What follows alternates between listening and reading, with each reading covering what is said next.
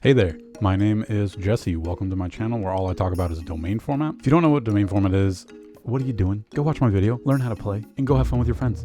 It's that easy. If you want to get involved with our community, down below is my link tree. There's a link to join the Discord, and in there we brew decks. We help other people with their decks. I myself got help with this deck I'm about to show you, and I was very appreciative of their help. You can also go in there to set up remote duels, which I have done myself, and you can also set up a simulator duel. Yes, against 3 other people. We're over 650 members, so it's a great place. I've genuinely been really surprised with how great of an environment it's been there. Okay, now on to the reason why I'm here. A new archetype was shown to us, spoiled for Japan. That archetype is called Silenforc, I believe. I believe that's how you would say it. But it is a retrain off the old Skull Guardian ritual monster with the monster shown on Novox's Prayer. And little did I know, but Saphira, Queen of Dragons, and Seravis was included in that archetype, and all of them have been retrained. And after looking at all the spoilers, I was very excited about it because I've been wanting to build a ritual domain deck for a while now. We'll go into all those cards so that you're caught up to speed, and I will get into the list that I cooked up with the help of the Discord, by the way. All right, so let's get started with the starter.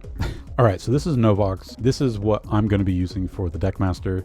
Let's take a look at what sort of domain this card would have. So let's read her. She's a level 1 light fairy. If you ritual summon exactly 1 light warrior or dragon ritual monster with a card effect that requires use of monsters, that's a weird phrasing, this card can be used as the entire tribute. So this helps with rituals in one way, in that ritual summoning monsters oftentimes makes you neg super hard just to summon 1 monster. Novox being able to be used for the entire ritual summon helps in that regard, and especially because of the fact that typically whenever your deckmaster leaves play, you can put it straight back into the deckmaster zone to be used again, but she has more effects. If this card is normal or special summoned, you can place 1 Silenforc continuous spell or trap from your deck face up into your spell and trap zone. We'll go into those in a second. If a light warrior or dragon ritual monster or monsters is special summoned to your field while this card's in your graveyard, you can special summon this card. Worth noting that both of these effects are hard once per turn, so you can't summon her, search, use her as a ritual tribute, bring her back, and then search again. Neither could you bring her back, use her as a ritual summon, fodder, tribute, to be brought back a second time. Both of those are just once per turn, hard once per turn. So like I said, she helps out in being able to be the whole tribute for a ritual summon, and she comes back to be used again, hopefully, you could use her for a second time for another summon, but she would go to the graveyard. And she also looks up a couple cards. So there's 2 new cards that she can put straight into play. The first one being Silenforcing Barrier. While you control Novox or a light ritual monster, your opponent's monsters can only target ritual monsters for attacks. Also, your opponent cannot target light monsters you control with card effects. So interesting dynamic here in domain specifically. While you have Novox or a light ritual monster, your opponent's monsters can only target ritual monsters for attacks. This protects, technically, the other players, because this is a continuous effect and it's applied to each opponent. When an opponent tries to attack, if you have a ritual monster, they have to attack your ritual monster. It would prevent them from attacking a different player who's, say, wide open. So gotta be careful with that. It also says during your main phase, you can add a Silenforc card or a Skull Guardian ritual monster from your deck to your hand, except itself, hard once per turn. So Novox searches for this, and then this searches for another card. We'll get into those as well. There's one more card Novox can put into play, and it's Silenforcing Authority, continuous trap. During the main phase, you can activate one of these effects. Shuffle a light warrior or dragon ritual monster or ritual spell from your hand or graveyard into the deck, and if you do, take Silenforc monster card from your deck, either add it to your hand or special summon it. Now, I don't think this can special summon Skull Guardian Silenforcing Protector. This does tutor up a couple different, one of a couple different cards. So I particularly really like this card because it's does something that's really good in domain, which is shuffling your resources back into your deck. And we'll talk about how that's particularly good with this archetype. The second effect, you can target cards your opponent controls up to the number of light warrior or dragon ritual monsters you control. Destroy both them and this card. You can only use this effect hard once per turn. So yeah, I particularly love this card. You could use Novox to put this straight into play, use it immediately, which bypasses the downside of it being a trap, to go search if you have the materials in your graveyard. And then on your opponent's turn, you can use it as removal, which is rougher in a 4-player game because you don't have just the one opponent to clear their stuff that they're using against you and then take your turn immediately. You use it on one opponent's cards as removal, removal, and then there would be 2 more opponents that would be able to do stuff before it's your turn again. So this is less attractive in a 4-player setting, but you could use it in a pinch, obviously. Now, there were 2 ritual monsters that were retrained as normal monsters. This is one of them, Saravis, the Sagely Silenforc Dragon. You can special this card from your hand by shuffling 2 spells from your hand and or graveyard into the deck, including at least 1 ritual spell. So it has a built-in summon. I particularly like that quite a bit. This guy could also be technically a deck master as well. He's got a pretty good... The fact that he has a built-in summoning condition is really nice. He also says when your opponent activates a card or effect, quick effect, you can return this card from to your hand. Special summon a light warrior or dragon ritual monster from your hand or deck, but shuffle into the deck during the end phase of the next turn. So this also is kind of strange because I thought that ritual monsters just kind of had a built-in must be special summoned from the hand clause, but this is just another way that the archetype gets around the downsides of ritual summoning. So again, I think this guy's great. Recycles your spells back into your deck. Great. It's awesome. Gets around the downside of summoning ritual monsters. What else could he? I mean, that's just awesome. And it's a quick effect. And just off the top of my head, there's technically a way to get around the shuffle it back into your deck during the end phase of the next turn clause, which we'll get into. The second ritual monster that was retrained into a normal or main deck monster is Saphira, the Wise Silenforcer Queen. You can discard this card, send a ritual spell from your deck to the graveyard, then you can add a light warrior or dragon ritual monster from your deck to your graveyard to your hand. She has a graveyard effect as well. You can banish this card from your graveyard, which will summon 1 monster from your hand or field whose total levels equal or exceed the level of the ritual monster you ritual summon. So sending the ritual spell to the graveyard is kind of weird because you want to use it to ritual summon, right? But then she has a built-in graveyard effect to do the ritual summon herself. And by sending the ritual spell, she searches the monster that you would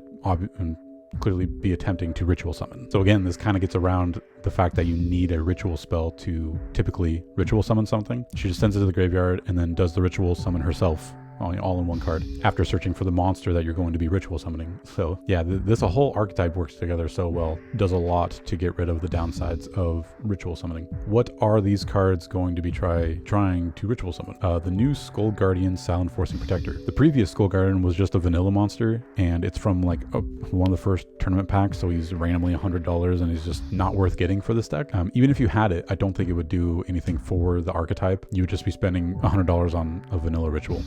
But this guy's awesome. You can ritual summon this card with Silenforcing Prayer, which we'll look over next. Gains 2050 attack while Novox is in your field or graveyard. 4100, that's huge. Once per turn, if this card is ritual summoned, you can add a Silenforce monster or 1 warrior or dragon ritual monster from your deck to your hand. Also, the Skull Guardian's other effect, when your opponent activates a card or effect while you control Novox, quick effect, you can negate that activation if you do destroy that card. Giant monster with a built-in negate that searches for one of anything from one of any of the monsters in the archetype. What's not to love? The ritual spell, Silenforcing Prayer. This card can be used to ritual summon any light ritual monster. Pretty awesome. This also getting around one of the downsides of ritual summoning monsters is that usually the ritual spell only special summons one specific monster or archetype of monster. This can just be used to ritual summon any light ritual monster. Nice and versatile. You must also tribute light monsters from your hand or field whose total levels equal or exceed the level of the ritual monster you ritual summon. Also nice that you don't have to match exactly the level of the monster you're ritual summoning. You can match or exceed. If a face-up ritual this is a graveyard effect. If a face-up light ritual monster you control leaves the field by an opponent's card effect, you can banish this card from your graveyard, special summon a Saravis, Saphira, or Skull Guardian from your hand or deck, ignoring its summoning conditions. So this is pretty cool because you'll most likely be going into your Skull Guardian, and if they do end up dealing with it, you can then go get your Saravis or Saphira by banishing this from the graveyard. And again, getting around more of the ritual restrictions of just ignoring the summoning conditions. You don't have to tribute anything, you just put it into play from your deck, from your hand or deck. The one downside so far that I've seen, especially after building the deck, is after this gets banished, there's no in-archetype way of recycling it, which is probably on purpose, but that is something to think about. If you do banish this, that's probably the only time you'll be able to use that second effect. So that's something to think about. So those are all the new cards. Now I'm going to show you the deck that I ended up cooking, and again, I did this with the help of the Discord. If you're watching this, thank you guys. I appreciate your help. You guys showed me a lot of cool cards that I would not have thought of to add on my own, so I appreciate the help, and I'm honestly really excited to build this. I'm probably just going to print out proxies of the cards and the new cards, try it out for myself. I always put my deck lists on Yugioh Pro Deck. All of my deck lists are in my link tree, so if you want to check out this deck or any other deck that I've built, you can go find it in there. Whenever I do build a domain deck list, I always add kind of the spark notes of what the format's about and an invite to the Discord, just in case anybody who's randomly on Yugioh Pro Deck sees this, they can get a quick idea of what it's like after they're like, what the fuck is this 60 card singleton pile? And I also always add my how to play domain format YouTube video. If you build a domain deck and put it up on Yugioh Pro Deck, you are more than welcome to add this as the YouTube link. I personally think that adding these to each one of my domain deck lists has been a huge deal as far as getting people to our Discord. So if you want to do that yourself, that'd be awesome. I would appreciate it very much. Anyway, so I did think of quite a few archetypes that could be played. Obviously, there's a lot of ritual archetypes. The first ones I thought of were Cyber Angel, Drytron, the Heralds. I was even thinking about Dogmatica at one point. Oh yeah, I guess I should say Novox's domain is any light monster, any fairy monster. She also mentions dragons and warriors, so that's also included in her domain as well. So Dogmatica, they're all lights. They would have been able to fit. Cyber Angels, they're all fairies and lights. They fit easily. Heralds, light fairies again. I did have Drytron in here at first, but the list was getting a bit too tight, so I cut them out. Not that they're not good or anything. I'm just less familiar with them and needed room for some of the synergy pieces. So I guess I will start with what I thought about when picking which card I should use as the deck master. I went with Novox. There's generally like one of three choices people make when picking a deck master: a starter, a boss monster, or just a monster that has the weird domain that you want, so that you can put all the cards together that you would like. With this archetype, you could pick Novox, and you could also pick Skull Guardian as like your boss monster type of deck master, but needing Novox out to use the effect negation, I'm not sure that would be the best choice. Like I said, you could also pick Ceravis, because its domain would be light, dragon, and warrior, which would include pretty much everything that I have here, I'm pretty sure. And he has built-in recycling, which is cool. He has a built-in summon, which would make him summonable from the Deckmaster zone. And once you did get it out, you'd be able to return it back to your hand and just special summon the rituals in the deck, the warrior and dragon rituals, basically for free. And then they would shuffle themselves back in, and you'd just be able to rinse and repeat. But I went ahead and went with Novox. Like I said, just in general, Novox facilitates ritual summon plays by being able to be the whole tribute. Searches for those two new Silenforc spell and trap cards, which search for more cards and give you more plays. She's a great starter, in my opinion, and gives the perfect domain: light fairy, dragon, warrior. So I went with her. Now, ideally, in a vacuum, if I were to just play her, like say I had no cards and my only play was to normal summon her from the Deckmaster zone, Novox would then go search for one of those Silenforc spell traps. You'd most likely be going for the barrier. Then the barrier would add a Silenforc card, and you'd most likely be getting Saphira, because then Saphira would be able to send herself to go put a ritual into the graveyard and add a light warrior or dragon ritual monster. So you could send Silenforcing Prayer, Sprite's Blessing. There's a lot of rituals you could send, but the thing you would add to your hand would be Skull Guardian himself. You would then be able to ritual summon Skull Guardian by banishing Saphira from your graveyard and just using Novox as the entire tribute. You would then summon the Skull Guardian. Novox would special herself back.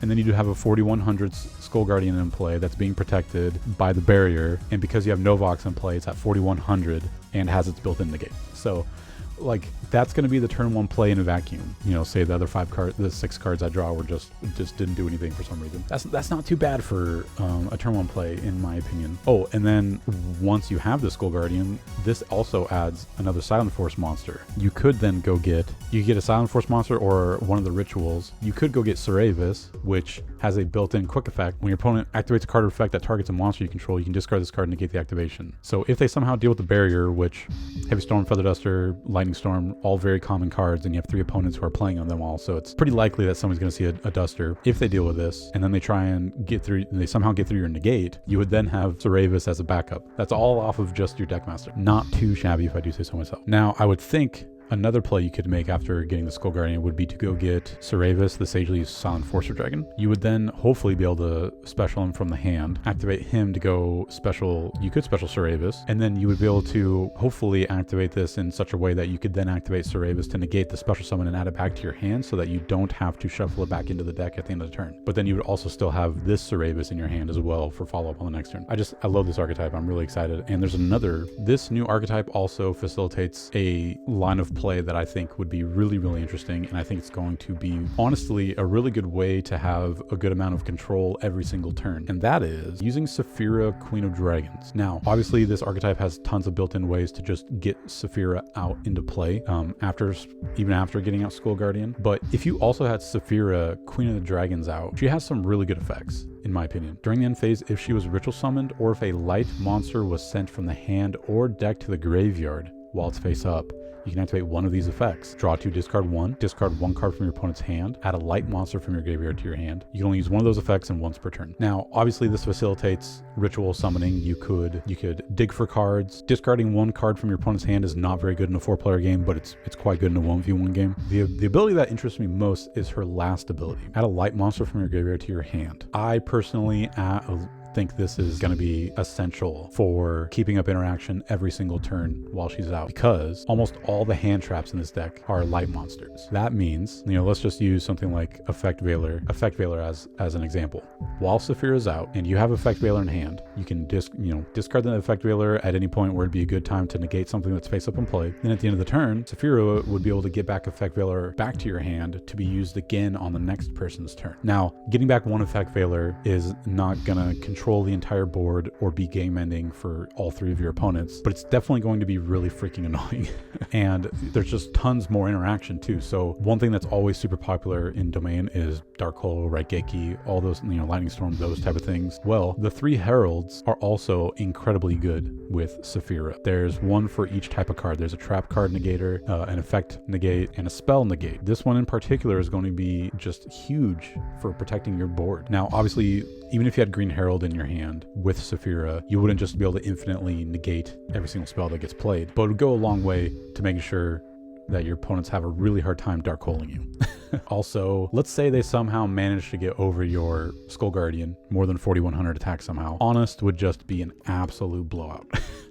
A common boss monster in Domain is Psychic End Punisher, because he triggers off of each battle phase, and Psychic End Punisher can get just freaking huge. Honest would just be a blowout against that, but it basically turns into 4,100 direct damage to anybody who tries attacking your Skull Guardian. So in a way, I almost think that Saphira's kind of the secondary deck master slash engine for this deck, because she's so good with all the hand traps that are in the deck anyway, and also is pretty bonkers with Dark Factory and more production. If you don't end up with Effect Veil or anything, you can discard something with Dark Factory, draw a new card, use Saphira, get back the card you discarded, because she doesn't care if you activated a monster effect. She doesn't care if you ritual summoned. She just cares if a light monster was sent from hand or deck to the graveyard. Now, the archetype that I chose to go with the Silent Forcers were obviously the Heralds. Heralds are bonkers. They're all light fairies. The 3 main deck ones are Hat and Traps, which, as I said, are great with Saphira. And they all just play pretty well, seeing as how they're all focused around light fairies and tributing themselves for ritual effects and just going plus from there. Keeping cards coming so that you can keep ritual summoning. Herald of Perfection is also pretty darn good with Saphira.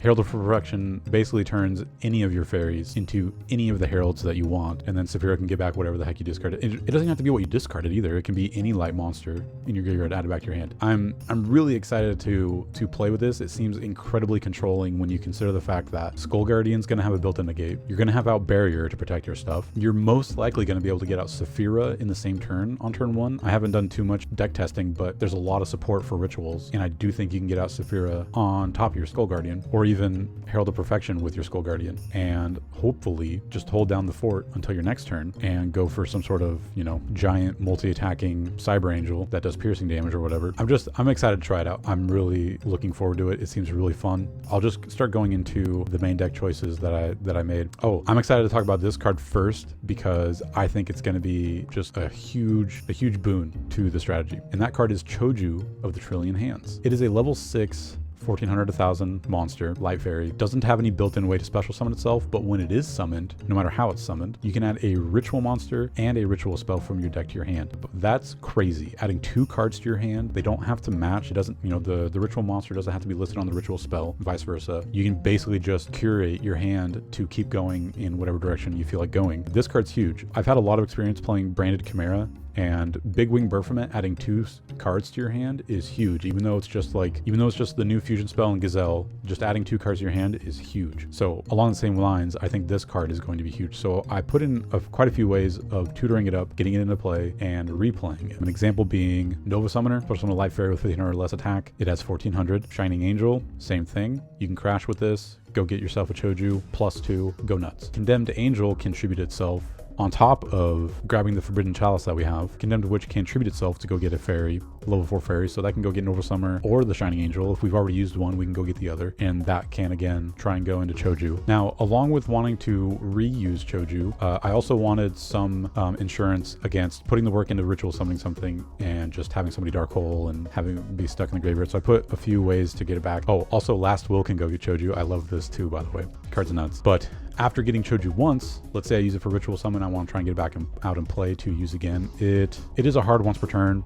but you know, let's say it's a different turn and I want to bring it back, start it all over again. There's Monster Reborn, Premature Burial, Back to the Front. I can use Back to the Front on the following turn to get Choju back out again and plus off of it, get more cards in my hand to use with, you know, Herald of Perfection or whatever, or discard with the Herald. I thought about leaning into this even harder by adding even more Monster Reborn type effects, or, you know, Call the Haunteds, all those things, so that I could, you know, on my opponent's turns have quick effects to bring back my Saphira, bring back my Skull Guardian, Herald, after I put in the work of summoning them. Thinking more on it now, I might just cut the Cyber Angel stuff to add in more ways of making sure I keep Skull Guardian in play, Saphira in play, Herald, and keep that control engine going for as long as possible on as many turns as possible. But we will see. There's 2 incantations in here. They're pretty nice because if one's in hand, you can go tutor up the other, and it special summons them both, so it doesn't use your normal summon, and whichever one you summon from the deck has an effect. This one gets a ritual monster from your graveyard. This one gets a ritual spell from your deck. Diviner of the Herald is absolutely nuts. I don't think I need to explain this card to anybody, but if Foolish Burial something from your deck or extra deck, gains the levels, and if it's tributed for, say, a ritual summon, you can then special summon fairies from your hand or deck. Great card. Absolutely nuts. And it's a tuner, which is important. Herald of Orange Light is also a tuner. Effect Veiler is also a tuner. Those are the main tuners we have. I might need to add more to have more access to my extra deck, especially if I go for the more control-y route. I might need to have the finishers in the extra deck. That's something I need to explore. Ava, card's absolutely bonkers too. Can be sent to the graveyard off of Diviner, and then Ava can go search for the level 2 fairies, mostly probably going to be the Herald. Petite Angel, Egg Angel, those start the plays for the Cyber Angels. Blackluster Soldier, he's a warrior, so I can play him, and he's mainly just there to, in a pinch, go get a ritual spell from the deck to hand by giving up my draw for the turn, which can be turn 1. In Domain, in a 4-player game, you draw on the first turn. Seravis is a great hand trap, like I said. Ritual Cage is just kind of another layer of protection. I'm going to try it out. It might not be necessary with a searchable Silenforcing barrier, but it prevents against monster effects that would destroy or target my monsters. Gateway to Chaos. So this archetype does not have a field spell yet, so I tried adding a few field spells that would be good for the deck. Gateway to Chaos can go search for the Blackluster Soldier, and once it has enough spell counters on it, which it gets spell counters whenever monsters are sent from hand or field to the graveyard, you can remove 3, go add a ritual spell from your deck to your hand. Ritual Sanctuary is bonkers, and it's searchable off of the egg. But yeah, this card, discard a card, search for a light ritual or ritual spell, add it to your hand. And then you can shuffle any number of spells from your graveyard into your deck and then target it with light fairy monster in your graveyard with equal levels, special summon that. Card's nuts. This card reads like a custom card. I've personally never played with this, but I'm excited to. Pre-prep, card's nuts. I don't think I have to tell anybody that, but most of the ritual spells in my deck can go grab the monster because it needs to mention the monster as well. That doesn't work with the Machine Angel rituals, because it just says Cyber Angel monster. But Hymn of Light mentions Saphira, Dawn of the Herald mentions Herald of Perfection, and the Silenforcing ritual mentions all 3 of the ritual monsters, Seravis, Saphira, and Skull Guardian. So you can go get any of those with pre-prep. So if you open that, I think you're just going to blast off to the moon. Preparation, level 7 or lower, that's all 3 of the main ritual monsters that I'm going for. Skull Knight, Seravis, and Saphira are all level 7 or lower. Terraforming to go get the Ritual Sanctuary mostly. I also thought about putting in Metaverse in here just because I have 2 pretty good choices, and Gateway to Chaos would activate off of activating Metaverse because it activates the field spell. Dawn of the Herald has a pretty cool grave effect because if you use one of the hand-trapped heralds, it assures that you could get it back to your hand to be used from your hand. Hymn of Light's pretty cool, it has a graveyard protection effect. Machine Angel, Absolute Ritual, shuffles fairies back into your deck to be used again. I like that. This one has a protection effect as well. Silenforcing Prayer, I'm sad that it banishes itself and there's not very many ways of getting it back, but it's still so good. It's a great ritual spell. Odd Eyes, Pendulum Graft Dragon. It's a dragon, so we can play it. And now that I think about it, I kind of feel like I should have the ritual spell for this because it says I'm put it in planning on just scaling it. Its scale effect is during the end phase, you can add a ritual spell from your deck or graveyard to your hand, then return this card to your hand. So I thought that was really useful because you could throw it out at the end of turn, go search for follow up on your next turn, and then it adds itself back to your hand to be used as, you could use it as a tribute for whatever you're trying to get out, whatever monster you're trying to ritual summon. If you're able to get it out, which I actually, now that I think about it, I can get it out with this, I can get it out with this. So I guess I do have two built-in ways of getting this out, but it kind of has like a mini tax dragon effect. Every time your opponent special summons, it inflicts 300 to them. And then when they activate a spell card or effect, you can replace this card in your pendulum zone. If you do negate that, then if you place this ritual summon card in the pendulum zone, you can special summon an odd-eyes monster from your extra deck. So yeah, this is actually even better than I thought. I can special summon this, I can ritual summon this out, and it's built-in spell card or effect to negate. So this protects again from things like Dark Hole, Heavy Storm, and all that. This card was a suggestion from one of the members in the Discord, and I'm glad they said it. And the rest of the stuff is just, you know, staples. Pot of Avarice is one that's kind of makes people scratch their head. Card's great. Pot of Greed, Jar of Avarice especially I like. Starlight Road. So because Dark Hole, Raigeki, Featherduster, those are all so prevalent, I feel like this is just an auto include in most decks that can run Stardust Dragon, because Stardust Dragon becomes so relevant throughout the course of the game. But anyway, we can get into the extra deck. It's not too, I don't feel like it's too refined yet, and I especially don't have a lot of good ways of consistently synchro summoning, I don't think. Like I said, I had three tuners. Effect Veiler, Orange Light, I guess I have Ghost Ogre, and Diviner. But Diviner can send Elder Entity Ntis or Herald of the Arclight to start plays. This would go search for a ritual monster or ritual spell. This would be able to pop a card. But I imagine that most of the time I'm going to be going into something like Herald of the Pure Light, which can recycle the Heralds if I end up using them. I'll most likely be going into Lina, the Light Charmer, which if it's destroyed can go help me search for a starter like the Shining Angel or whatever. Or if my opponent's playing any light monsters, it could help me link climb into Appaloosa. Herald of the Mirage Light, this card's actually bonkers. I love it. Has no attack. There's only 600 attack, so they're going to get over it easily. But if it is destroyed by battle or because of an opponent's card, it can search for 2 ritual and or ritual spells with different names from your graveyard to your hand. So this recycles whatever it was that I ended up using, and because, you know, it's another really good target for things like the Monster Reborns to reuse that ability, keep the gas coming, and is a built-in negate for spell trap cards. So more Dark Hole, Heavy Storm protection. I particularly really like this card. I'm excited to try it out. Hip Hoshinengen. Then I had some pretty generic stuff. Black Rose Dragon, Stardust Dragon for the Starlight Road. Chaos Ruler, just kind of, like I said, I was just trying to find things to add into this that I could maybe sometimes summon. I could use Diviner to send Herald of the Arclight, which would make it level 6, and then plus another level 2 of any type, which there's quite a few in the deck. I could make Chaos Ruler. Barone, really generic. Again, something else I was just throwing in that I would maybe sometimes get to summon. Bestial Dispatter. There's some specific combos that would be used to be able to make this, but I specifically put this because this can recycle any banished card. This was the first thing I thought of when trying to recycle the Silent Forcing Prayer or Saphira, the wise Silent Forcer Queen. I could make Dissipator by getting out Ceravis and Ghost Ogre, or Ceravis after playing Diviner and making it a level 3 with Eva, or if I actually have the OG Ceravis out, I could make it. I think there's a few ways I could make it because it takes a dragon. So I'm going to try to keep in the back of my mind how to summon this and try and get it out when I can, because it's the only way I can recycle my cards, really. But anyway, that's the deck. This video is probably way too long, but I could not help myself. As soon as I saw this archetype, I wanted to do something with it. I wanted to just get out a deck list for people to see. I'm definitely going to be building it, and I'm definitely going to be refining it. I might try taking out the Cyber Angels, like I said, to add in more consistency and recycling those main deck monsters that I was talking about, like Choju, and focusing more on how to better use the extra deck for my finishers.